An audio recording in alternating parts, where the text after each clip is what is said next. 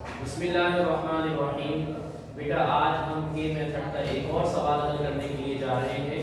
जैसा कि आपको मालूम है कि आपकी क्लास 10 में के मेथड के सवालात इंतहाई अहम सवालात हैं। ठीक है, हमने सवाल तो नहीं लिखा है लेकिन जवाब के अंदर ही हम आपको सवाल भी समझा देंगे। सवाल क्या है? सवाल है इफ a रेशो b बराबर है c रेशो d के बराबर है e रेशो f के, तो प्रूफ करना है कि ये साइड इक्वल है इस साइड के। सही है, ये चीज गिवन है, इसकी पहली लाइन, और ये चीज प्रूफ करनी है। तो जो चीज गिवन है इफ के बाद जो चीज दी हुई है उसको लेंगे और उस पर वर्क करेंगे। ठीक है, a रेशो b को हम लिख सकते हैं a अपॉन b, बराबर की जगह पे बराबर।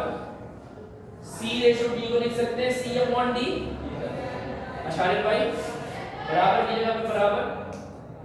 e रेशो f को लिख सकते हैं e अपॉन f, और ये तीनों एक दूसरे के बराबर है। a अपॉन b बराबर है c अपॉन d बराबर है e अपॉन f के, और ये तीनों हम बराबर ले लेते हैं k के। ये जुनेद को गुड्डू भी कहते हैं, मुन्नू भी कहते हैं, और हमने उसको पप्पू कह दिया, है ना भाई। जुनेद को गुड्डू भी कहते हैं, मुन्नू भी कहते हैं, और हमने पप्पू कह दिया। तो जुनेद गुड्डू भी है, जुनेद पप्पू भी है, गुड्डू भी पप्पू है, और मुन्नू भी पप्पू है। तो अब हम सबको k के बराबर ले लेते हैं। a अपॉन b k के बराबर, c अपॉन d k के बराबर, e अपॉन f k के बराबर। यहाँ पे बात समझ में आई बेटा? ये तो काम हम हर सवाल में कर रहे हैं, 3-4 सवालों में इस तरह करते हैं। बेटा a अपनी जगह रहा, b इक्वल के इस तरफ आया तो k के साथ क्या हो गया? मल्टीप्लाई। c अपनी जगह रहा, d जब इधर आया तो क्या हो गया? d के। E अपनी जगह रहा, F जब यहाँ आया तो क्या हो गया? F के। बेटा अब 3 क्या आंसर आ रहे हैं? A का आंसर, C का आंसर और E का आंसर।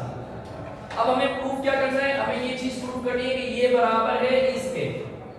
तो हम ये लेफ्ट हैंड साइड उठाएंगे पहले, लेफ्ट हैंड साइड बराबर है इसके। अब इसमें जहां जहां A, C और E आ रहा है ना, उसमें अपनी वैल्यूज पुट कर देंगे, जहां जहां A, C, E आ रहा है।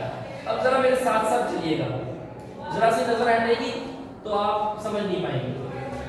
a स्क्वायर लिखा हुआ है, a की वैल्यू क्या है? b के, तो a स्क्वायर की जगह पे मैं क्या लिखूंगा? b स्क्वायर a स्क्वायर, और a स्क्वायर के साथ क्या लिखा हुआ है? b, तो ये रहा b। जी सर। फिर क्या है बेटा? प्लस, तो ये रहा प्लस। फिर क्या लिखा हुआ है? c स्क्वायर, तो c स्क्वायर की वैल्यू क्या है? d के, तो c स्क्वायर है तो d स्क्वायर k स्क्वायर। फिर क्या लिखा हुआ है? d, तो ये रहा d। फिर क्या लिखा हुआ है? प्लस, ये रहा प्लस। फिर क्या लिखा हुआ है? e स्क्वायर, e की वैल्यू क्या है बेटा? f के, f स्क्वायर k स्क्वायर। फिर क्या लिखा हुआ है? f, ये रहा f। अपॉन में क्या लिखा हुआ है? a की जगह पे क्या लिख दिया? b के। फिर क्या लिखा हुआ है? b स्क्वायर, ये b स्क्वायर। फिर क्या लिखा हुआ है? प्लस। फिर क्या लिखा हुआ है? c, d के। c की वैल्यू d के है ना बेटा? देखो c की वैल्यू d के है ना बेटा? फिर क्या लिखा हुआ है? d square. फिर प्लस की जगह पे प्लस।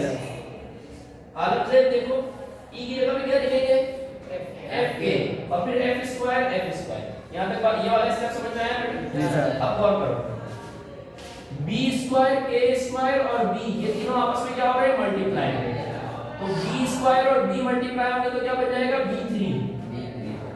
सही है जी सर। अच्छा, इसमें भी k स्क्वायर है, इस वाले रेल के डब्बे में भी k स्क्वायर है, इस वाले रेल के डब्बे में भी k स्क्वायर है। हम दो काम एक साथ कर रहे हैं, हम k स्क्वायर बाहर निकाल रहे हैं, हमने k स्क्वायर बाहर निकाल दिया। रेल के कितने डब्बे हैं बेटा? 3 डब्बे। एक डब्बा प्लस आ गया, दूसरा डब्बा प्लस आ गया, तीसरा डब्बा। फर्स्ट टर्म, सेकंड टर्म और थर्ड टर्म, 3 टर्म हो गई इस अलजेब्रिक एक्सप्रेशन की। अब बेटा देखो, k स्क्वायर तो कॉमन निकल गया। अब इसमें क्या बचा है b स्क्वायर और b, तो दोनों मिला के क्या हो गए b की पावर 3। फिर क्या लिखा हुआ है प्लस प्लस, फिर क्या लिखा हुआ है d स्क्वायर d, तो d क्यूब हो गया। k स्क्वायर तो बाहर निकाल दिया है, कॉमन निकाल दिया। सही है ना बेटा, समझ में आ रहा है ना बेटा। f स्क्वायर और f कितना हो गया f क्यूब, और k स्क्वायर कहां है बेटा बाहर कॉमन में निकला हुआ है। इधर बेटा इस वाले रेट के डब्बे में, इस वाली टर्म में, इस वाले रेट के डब्बे में यानी टर्म में, और इस वाले रेट के डब्बे में टर्म में क्या चीज कॉमन है k, सिर्फ k निकाल दिया यहां पे। बेटा यहां पे क्या बचा है b और b स्क्वायर, क्या बन गया b क्यूब, b और d square b cube, f और f स्क्वायर f क्यूब। अब मेरा बेटा हम ऐसा नहीं कर सकते कि b क्यूब को b क्यूब से काट दें। क्यों नहीं काट सकते? क्योंकि b क्यूब और f क्यूब बोलेगा, क्या बोलेगा गलत है। कहां जा रहा है, क्या बोलेगा कहां जा रहा है। तो पहले मेरे साथ प्लस तो हो जाओ। b क्यूब को अगर काटेंगे d क्यूब से, b क्यूब और f क्यूब चीखेंगे। समझ में आ रही है? ब्रैकेट को काट देंगे हम, पूरे ब्रैकेट को ब्रैकेट से काट सकते हैं अगर ब्रैकेट बिल्कुल सेम है। ऊपर वाला ब्रैकेट और नीचे वाला ब्रैकेट बिल्कुल सेम है जी सर, हम इस ब्रैकेट को एक मान के आपस में काट सकते हैं अगर बिल्कुल सेम हो तो ये पूरा ब्रैकेट इस पूरे ब्रैकेट से कैंसिल होगा। ऊपर क्या बचेगा k स्क्वायर और इधर क्या बचेगा k स्क्वायर और k स्क्वायर का मतलब k को दो मर्तबा लिखा हुआ है, दो मर्तबा लिखना है ना। एक k से एक k कट जाएगा, क्या बचेगा एक k। तो लेफ्ट हैंड साइड का आंसर आ गया k। अब उठाते हैं right hand side. Right hand side में बेटा क्या है a प्लस c प्लस, ये राइट हैंड साइड बड़ी आसान है। देखो राइट हैंड साइड उठाई, a की जगह पे लिख दिया b के, c की जगह पे लिख दिया d के, e की जगह पे लिख दिया f के।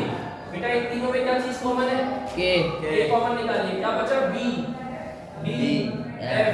नीचे क्या है बेटा b d f। b से b काट नहीं सकते, d से d नहीं काट सकते, f से f नहीं काट सकते, लेकिन इस पूरे ब्रैकेट को इस पूरे ब्रैकेट से काट सकते हैं। बचेगा क्या बेटा k। लेफ्ट हैंड साइड में क्या आंसर आया था k। तो हम कहेंगे from equation 1 and equation 2 left hand side equal to right hand side, hence proof. बेटा समझ में आया? सर ठीक है, जज़ाकल्लाह।